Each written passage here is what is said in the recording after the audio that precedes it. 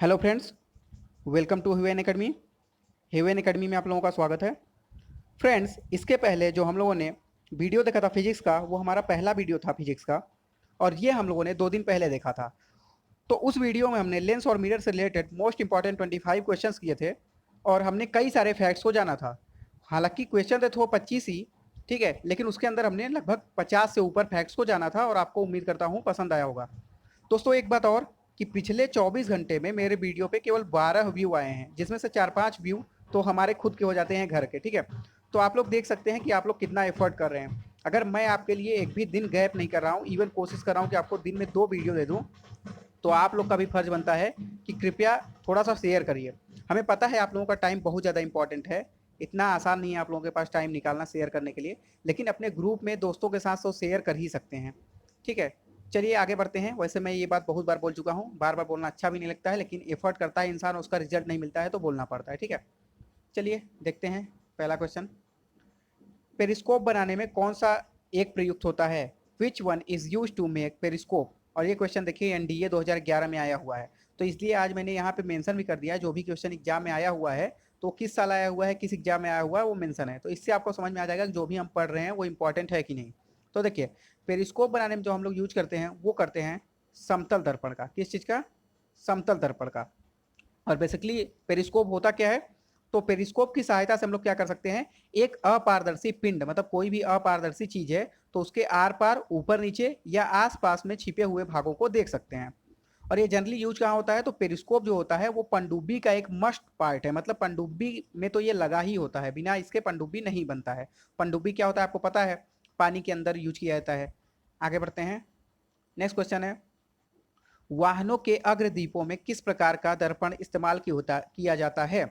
What type of mirror is used in front wheel of vehicles? मतलब जो हमारा bike वगैरह होता है उसके आगे वाले भाग में कौन सा शीशा लगा होता है, कौन सा मिरर लगा होता है? ये क्वेश्चन पूछा हुआ है, दर्पण, ठीक है। तो याद रखिएगा, जो बाइकों का आगे वाला भाग होता है वहां पे अवतल दर्पण लगा होता है, ठीक है, कॉनकेव मिरर लगा होता है। अब जाहिर सी बात है, अगर कॉनकेव मिरर लगा है तो उसका कुछ फायदा होगा तभी तो लगा है, तो देख लेते हैं। तो कॉनकेव मिरर जो होता है उसको इसलिए आगे लगाते हैं क्योंकि ये क्या करता है कि समानांतर जो प्रकाश होता है उसको प्राप्त करता है और बहुत दूर की वस्तु को प्रकाशित कर देता है। और इसका क्या करते हैं हम लोग यूज? तो इसका यूज जो चिकित्सक होते हैं वो कान, नाक, दांत आदि का परीक्षण या टेस्टिंग करने में करते हैं। तो क्वेश्चन तो हालांकि एक ही है, एक क्वेश्चन में आपको कई सारे फैक्ट्स जानने को मिल रहे हैं जो कि काफ़ी इंपॉर्टेंट है। तो दोस्तों, ज़्यादा ज़्यादा वीडियो को शेयर करिए। मैं हर वीडियो बोलता हूँ लेकिन आप लोग बिल्कुल भी नहीं सुन रहे हैं।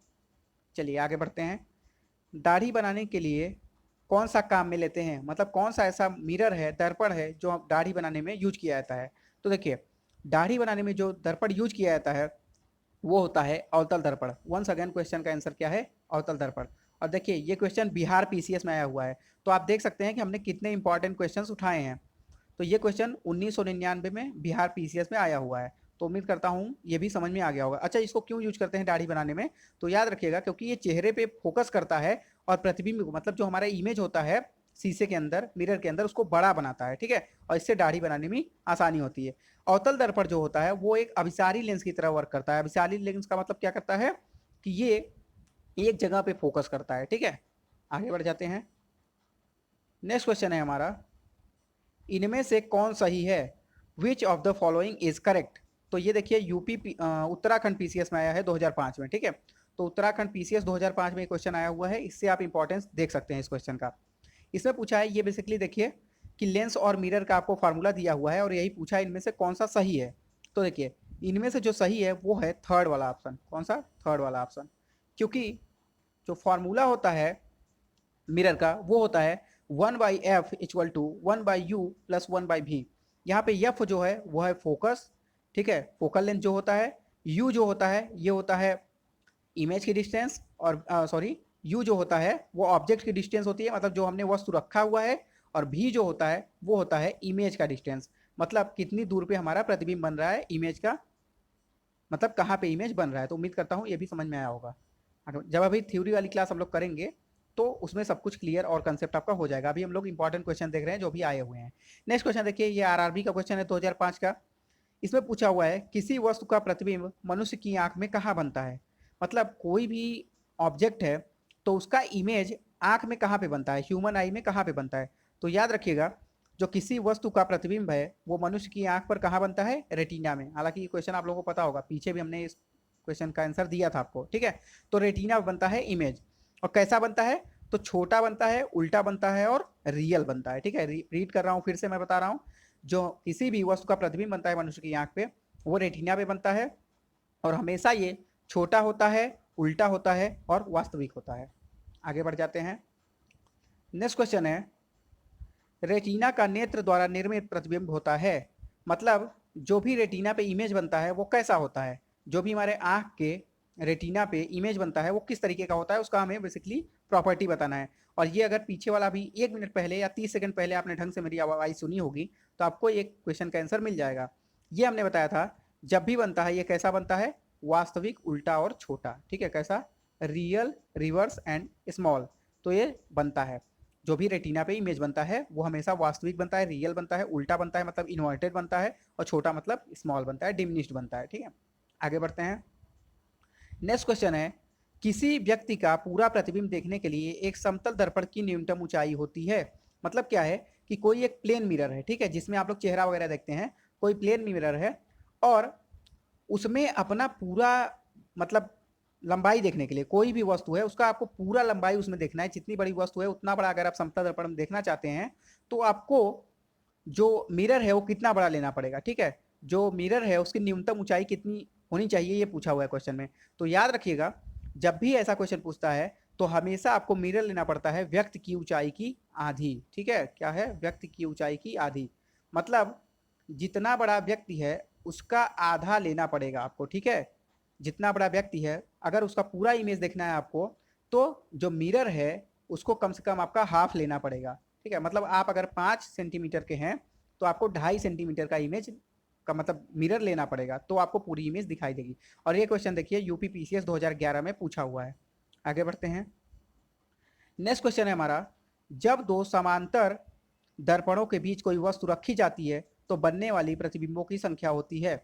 When an object is placed between two parallel mirrors, the number of image formed is। मतलब कोई भी दो मिरर्स हैं उनको पैरेलल रख दिया गया है, बिल्कुल समांतर रख दिया गया है।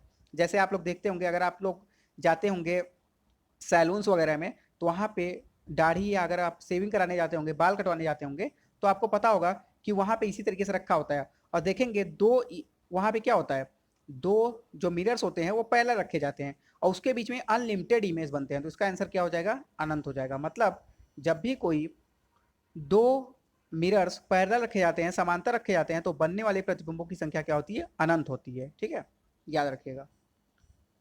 आगे बढ़ते हैं।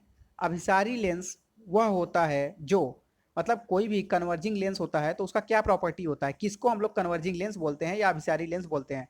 तो देखिए, ऐसा लेंस जो क्या करता है, किरणों को एकत्रित करता है, ठीक है। किरणों को एकत्रित करता है मतलब रेज को कलेक्ट करता है।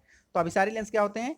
ये बीच में मोटे होते हैं और किनारे पे पतले होते हैं, ठीक है। इस तरीके से होते हैं, देखिए इस तरीके से, बीच में मोटे और किनारे पे पतले, ठीक है। और इनके जो आकृति के अनुसार इनको 3 भागों में विभाजित किया जाता है। तो ये भी आपको याद नहीं रखना है, बस इतना याद रखना है कि जो अभिसारी लेंस होते हैं वो बीच में मोटे होते हैं और किनारों पर पतले होते हैं, और ये क्या करते हैं? किरणों को एकत्रित करते हैं मतलब कलेक्ट करते हैं। आगे बढ़ते हैं। नेक्स्ट क्वेश्चन है, अपसारी लेंस वह होता है, अगर आपने पिछला का आंसर दिया होगा तो इसका आंसर तो डेफिनेटली दे लेंगे। अभिसारी क्या कर रहा था? किरणों को एकत्रित कर रहा था। तो अपसारी क्या करेगा? उसका उल्टा, मतलब ये डाइवर्जिंग लेंस है, ये क्या करेगा? किरणों को फैलाएगा। तो याद रखेगा, जो अपसारी लेंस होता है वो किरणों को फैलाता है, स्प्रेड रेज, मतलब रेज को क्या करता है? डाइवर्जेंट करता है, डाइवर्ज करता है या स्प्रेड करता है, फैला देता है, ठीक है। आगे बढ़ते हैं। नेक्स्ट क्वेश्चन है, धूप के चश्मे की क्षमता होती है। ये क्वेश्चन यूपी पीसीएस 1995 में पूछा हुआ है, ठीक है, इतना इंपॉर्टेंट क्वेश्चन है। तो देखिए, अगर नॉर्मल चश्मे की क्षमता पूछता है तो पीछे वाले वीडियो में आपको मैंने बताया था, जो फिजिक्स का हमारा पहला वीडियो था, कि जो चश्मे की क्षमता होती है या जो लेंस की क्षमता होती है वो बेसिकली डायोप्टर होती है। लेकिन यहाँ पे बच्चे कंफ्यूज रहते हैं क्योंकि यहाँ पे धूप का चश्मा पूछा हुआ है। तो अगर आपको यहाँ पे डायोप्टर मिलता है तो याद रखिएगा इसमें क्या होगा? जीरो डायोप्टर, ठीक है। आंसर क्या हो जाएगा? Zero dioptre. तो जो सनग्लासेस होते हैं उनकी कैपेसिटी होती है जीरो डायोप्टर, ठीक है, याद रखिएगा। क्योंकि ये जो होता है एक धूप का चश्मा होता है और धूप से बचाने के लिए इसको लगाया जाता है, सूर्य की हानिकारक किरणों से बचाने के लिए लगाते हैं। तो इसका ऐसा कुछ नहीं है कि लंबी दूरी देखने के लिए या पढ़ने के लिए यूज होता है, इसीलिए इनकी जो पावर होती है वो शून्य डायोप्टर होती है, ठीक है। आगे बढ़ते हैं। दोस्तों वीडियो को लगातार शेयर करिए। मुझे उम्मीद नहीं थी कि आप लोग इतना खराब रिस्पांस देंगे। आप लोगों ने बोला था, उसकी वजह से मैं फिजिक्स का वीडियो बनाना शुरू किया। इवन फिजिक्स छोड़िए, फिजिक्स पे तो 25 व्यू आए हैं, 48 घंटे या लगभग 50 घंटे बीत चुके हैं। लेकिन पिछला जो हिस्ट्री का लेक्चर था, मुझे बहुत बुरा लगा कि आप लोग 24 घंटे में हिस्ट्री का केवल 12 व्यू हुआ है। मतलब इतना कम आप लोग वीडियो को देख रहे हैं और बिल्कुल भी शेयर नहीं करें। एक लड़का जो मेरे चैनल पर लगातार मेहनत कर रहा है, उसका नाम है कार्तिक। ठीक है, ये लड़का जो है हर वीडियो को देखता है और हर वीडियो को अप्रिसिएट करता है। ठीक है, हर वीडियो पे कमेंट करता है। तो प्लीज़ आप लोग इतना तो कर ही सकते हैं यार, इतना मेहनत कर रहा हूँ आप लोगों के लिए। चलिए आगे बढ़ते हैं। एक उत्तल लेंस को जब पानी में डुबाया जाता है तो उसकी क्षमता, मतलब कोई भी कॉन्वेक्स लेंस है, जब उसको अब लोग पानी में डुबोते हैं, वाटर में इमर्स करते हैं, तो उसकी क्षमता क्या होती है? बढ़ती है, घट जाती है, या परिवर्तित नहीं होती है? मतलब सेम रहती है या इनमें से कोई नहीं? तो याद रखिएगा, जब भी हम लोग किसी भी उत्तल लेंस को या कॉन्वेक्स मिरर को पानी में डालते हैं तो उसकी जो क्षमता होती है, पावर होती है, वो क्या होती है? घट जाती है। पानी में डालने पर उसकी क्षमता घट जाती है। उम्मीद करता हूँ समझ में आ गया होगा। आगे बढ़ते हैं। और आपको पता होगा कि हम लोग का जो हिस्ट्री वाला लेक्चर होता है डेली शाम को 6:30 बजे लाइव होता है। तो प्लीज़ लाइव आके देखने की कोशिश करिए। अगर छूट जाता है इनकेस कभी कभी, तो उसको बाद में देख लिया करिए, लेकिन रेगुलरिटी बना के रखिए। पेपर जल्दी ही होने वाले हैं। आप लोग बहुत पीछे रह जाएंगे, जिसको अभी लग रहा है मजाक, क्योंकि अभी बहुत टाइम है, तो आप लोग बहुत पीछे रह जाएंगे। ठीक है, और नौकरी की स्थिति क्या है इंडिया में, आप लोगों को शायद, अगर आप लोग सीरियस होंगे तो पता होगा, नहीं सीरियस होंगे तो कोई बात नहीं। देखते हैं। उम्र बढ़ने के साथ साथ निकट और दूर वस्तुओं को फोकस करने में आँख की योग्यता में कमी कहलाती है। मतलब जैसे ही आपका एज बढ़ता चला जा रहा है, ठीक है, तो वैसे निकट का भी वस्तु आपको दिखना कम हो जाता है और दूर का भी वस्तु दिखना कम हो जाता है। तो उसको क्या बोलते हैं हम लोग? तो याद रखिएगा, इसको बोलते हैं प्रेस बायोपिया। क्या बोलते हैं? प्रेस बायोपिया। इसका आंसर हो जाएगा प्रेस बायोपिया। ठीक है, और ये एज बढ़ने के साथ साथ होता है। इसमें क्या होता है, ये बिल्कुल प्राकृतिक है, नेचुरल है। ठीक है, इसमें जो आंखों की लेंस होती है वो सख्त हो जाता है, और इससे नज़दीक वस्तुओं को देखने के समय रेटिना के बजाय वस्तु जो प्रकाश है वो कहाँ बनता है? पीछे जाता है। ठीक है, पीछे छोड़ देता है प्रकाश को। तो इस तरीके से जो हमारा उम्र बढ़ने के साथ साथ है, निकट भी देखने में दिक्कत होता है और दूर भी देखने में दिक्कत होता है। इस जो रोग है, प्रॉब्लम है, इसको बोलते हैं प्रेस बायोपिया। ठीक है, आगे बढ़ते हैं। नेक्स्ट क्वेश्चन है, वर्णांधता को किस लेंस से दूर किया जा सकता है? मतलब क्या है, आप लोग सुने होंगे ब्लाइंडनेस, कलर ब्लाइंडनेस जो होता है, तो कलर ब्लाइंडनेस को बेसिकली किससे दूर किया जाता है? कौन सा लेंस या कौन सा मिरर से? तो याद रखिएगा, कलर ब्लाइंडनेस को किसी से भी दूर नहीं किया जा सकता है, मतलब इनमें से कोई नहीं। तो कलर ब्लाइंडनेस को आप लोग दूर नहीं कर सकते हैं, ये नेचुरल होता है। ठीक है, तो ये एक आंखों का रोग होता है जिसमें किसी भी रोगी को एक या अधिक रंगों का बोध नहीं हो पाता। जनरली क्या होता है, एक या अधिक रंगों को नहीं देख पाता है, और इसमें सबसे ज़्यादा दिक्कत होती है कि आपको हरा और लाल को अंतर करने में, डिफरेंस क्रिएट करने में मुश्किल होता है। मतलब आप डिफरेंस नहीं क्रिएट कर पाएंगे कौन सा हरा है कौन सा लाल है। ठीक है, तो इस तरीके से आपको याद रखना है इसका, और ये किसी भी तरीके से दूर नहीं किया जा सकता है, ये नेचुरल होता है। आगे बढ़ते हैं। नेक्स्ट क्वेश्चन है, जरा दृष्टिदोष प्रेस बायोपिया के उपचार के लिए प्रयुक्त होता है। ठीक है, जरा दृष्टिदोष का मतलब क्या होता है कि प्रेस बायोपिया, तो इसको किससे हटाया जा सकता है? और ये हमने बताया कि उम्र बढ़ने के साथ साथ ये वाला प्रॉब्लम होता है। तो जो जरा दृष्टिदोष होता है, इसके लिए हम लोग यूज करते हैं बायफोकल लेंस का। ठीक है, कौन सा?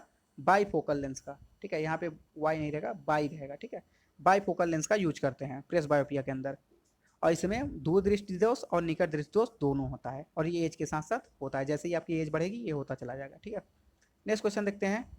चश्मा प्रयोग करने वाले व्यक्तियों को सूक्ष्मदर्शी का प्रयोग किस प्रकार करना चाहिए? मतलब कोई भी मनुष्य है, अगर वो चश्मा का यूज कर रहा है, तो उसको सूक्ष्मदर्शी प्रयोग करते टाइम क्या करना चाहिए? तो याद रखना है आपको कि उन्हें चश्मा पहने रहना चाहिए। ऐसा नहीं कि सूक्ष्मदर्शी आप प्रयोग करने जा रहे हैं तो चश्मा उतार दीजिए। ठीक है, उन्हें चश्मा पहन के रखना चाहिए, देन वो लोग क्या कर सकते हैं? सूक्ष्मदर्शी का प्रयोग कर सकते हैं। उससे उनकी आंखों पे कोई इफेक्ट नहीं पड़ेगा। आगे बढ़ जाते हैं। नेक्स्ट क्वेश्चन है, अवतल लेंस हमेशा किस प्रकार का प्रतिबिंब बनाते हैं? What type of concave lens always makes the image? मतलब जो कॉन्केव लेंस होते हैं वो हमेशा किस प्रकार के इमेज बनाते हैं? तो कॉन्केव लेंस हमेशा आभासी प्रतिबिंब बनाते हैं। कैसा प्रतिबिंब बनाते हैं? वर्चुअल इमेज बनाते हैं। ठीक है, अवतल लेंस हमने बताया था हमेशा काल्पनिक, सीधा और आकार का छोटा होता है, इनसे जो भी इमेज बनता है। ठीक है, और ये क्या करते हैं? फोकस और केंद्र के बीच में इमेज बनाते हैं। ठीक है, आगे बढ़ते हैं। नेक्स्ट क्वेश्चन है, आवर्धक लेंस वास्तव में क्या होता है? ठीक है। What exactly a magnifying lens, मतलब जो मैग्नीफाइंग लेंस होता है वो क्या होता है। देखिए बेसिकली मैग्नीफाइंग का मतलब क्या होता है, इमेज को छोटा या बड़ा कर देना, उसी को बोलते हैं मैग्नीफाई। जनरली मैग्नीफाई बड़ा करने के लिए यूज करते हैं, लेकिन मैग्नीफिकेशन छोटा भी हो सकता है किसी लेंस का और बड़ा भी हो सकता है। ठीक है, तो इस तरीके से मैग्नीफाइंग का मतलब होता है छोटा या बड़ा करना। ठीक है, तो पूछा है कि जो मैग्नीफाइंग लेंस होते हैं वो क्या होते हैं जनरली, तो याद रखिएगा जो मैग्नीफाइंग लेंस होते हैं वो होते हैं उत्तल लेंस। ठीक है, मतलब जो कॉन्वेक्स लेंस होते हैं वो जनरली कैसे होते हैं, मैग्नीफाइंग होते हैं। मतलब ये चीज़ों को बड़ा करके दिखाते हैं। जैसे आप लोगों ने देखा होगा बचपन में, अगर आप लोगों ने वो लिया होगा हाथ में, क्या रहता है, हैंडल लगा होता है और उसके अंदर ये जो लेंस लगा होता है, उत्तल लेंस लगा होता है। तो आप लोग जब उसको सन के रेज के सामने लाते हैं जहाँ पे धूप पड़ता है, तो वो कागज को कभी कभी नीचे रखते हैं तो जला देता है। ठीक है, तो वो किसका बना होता है, उत्तल लेंस का बना होता है, क्योंकि वो क्या करता है, मैग्नीफाई कर देता है चीज़ों को, मतलब बड़ा बना के दिखाता है। नेक्स्ट क्वेश्चन है, आयरिस का क्या काम होता है। मतलब जो आयरिस होता है, आंख के अंदर हमारे आयरिस होता है, उसका काम क्या होता है, तो याद रखिएगा ये क्या करता है, आंख में जाने वाले प्रकाश की मात्रा को नियंत्रित करता है। ठीक है, मतलब controlling the amount of light going into I, मतलब आंख में जो भी प्रकाश जा रहा है उसकी मात्रा को कंट्रोल करता है। तो इससे हमारे आंख में, चाहे हम धूप में जाएं चाहे छांव में आए, अच्छे से हम लोग देख पाते हैं, क्योंकि वो अपने आप को प्यूपिल के अंदर जो होता है वो एडजस्ट कर लेता है। आगे बढ़ते हैं। नेक्स्ट क्वेश्चन है, आज का हमारा लास्ट क्वेश्चन है, वास्तविक वस्तु का आभासी प्रतिबिंब बनता है, मतलब a virtual image of a real object form. तो देखिए जो वास्तविक वस्तु का आभासी प्रतिबिंब बनता है वो किस में बनता है, किस दर्पण में बनता है, ये पूछा है। तो याद रखिएगा ये बनता है समतल दर्पण में। मतलब प्लेन मिरर में जो रियल ऑब्जेक्ट होता है उसका वर्चुअल इमेज बनता है। ठीक है, वास्तविक वस्तु का आभासी प्रतिबिंब बनता है किसके अंदर, समतल दर्पण में। तो उम्मीद करता हूँ आपको ये सारे क्वेश्चन समझ में आए होंगे, और सभी क्वेश्चन लगभग एग्जाम में पूछे गए हैं, इंपॉर्टेंट क्वेश्चन है। बिल्कुल इसको 2-3 बार वीडियो को देखिएगा। ऐसा करिएगा आप लोग, मैं बार बार कहता हूँ वीडियो को 2-3 बार देखिए, मतलब एक बार देख लीजिए फिर 2 दिन बाद भूलने लगिए, फिर से उसको रिपीट करिए और कोशिश करिए कि अपने से आंसर दीजिए और फिर मिलाइए कि क्या यह सही है कि नहीं। तो इससे 2-3 बार आप जब एक वीडियो को पढ़ लेंगे, क्वेश्चन कर लेंगे, तो एग्जाम में आएगा तो आप कर लेंगे। और एग्जाम में इससे बाहर कहीं नहीं आने वाला है। आप अगर हिस्ट्री को ढंग से फॉलो कर रहे होंगे मेरे, तो आपको पता होगा कितनी डीप में आप लोग हिस्ट्री पढ़ रहे हैं। हालांकि आप लोग क्वेश्चन सॉल्व नहीं कर रहे हैं, मेहनत नहीं कर रहे हैं, हमें पता है, क्योंकि अगर आप लोग मेहनत करते हो तो डेफिनेटली कमेंट करते। वीडियो पे मुश्किल से एक लड़का कमेंट करता है, एक या दो लड़का। ठीक है, उसका नाम भी मैंने बताया, कार्तिक करके नाम है। ठीक है, वो हमारा नोएडा का स्टूडेंट है। वो नोएडा में इतना पैसा दे के पढ़ा है, तो उसको पता है कि कितना, मतलब ये इंपॉर्टेंट लेक्चर है। पैसा दे के भी वो पढ़ाता, तो इतना डीप में हम नहीं पढ़ा पाते थे, क्योंकि वहाँ पे कोचिंग की लिमिटेशन होती थी, इतने में लेक्चर खत्म करना है। लेकिन यहाँ पे क्या है, कोई टाइम का वो नहीं है, मैं अपना टाइम दे रहा हूँ, आपको फ्री में केवल पढ़ना है, फिर भी आप लोगों को समझ नहीं आ रहा है। तो चलिए, उम्मीद करता हूँ आप समझ में आ जाएगा आप लोगों को, नहीं समझ में आएगा तो फिर आप लोग समझिए। ठीक है, चलिए, थैंक यू।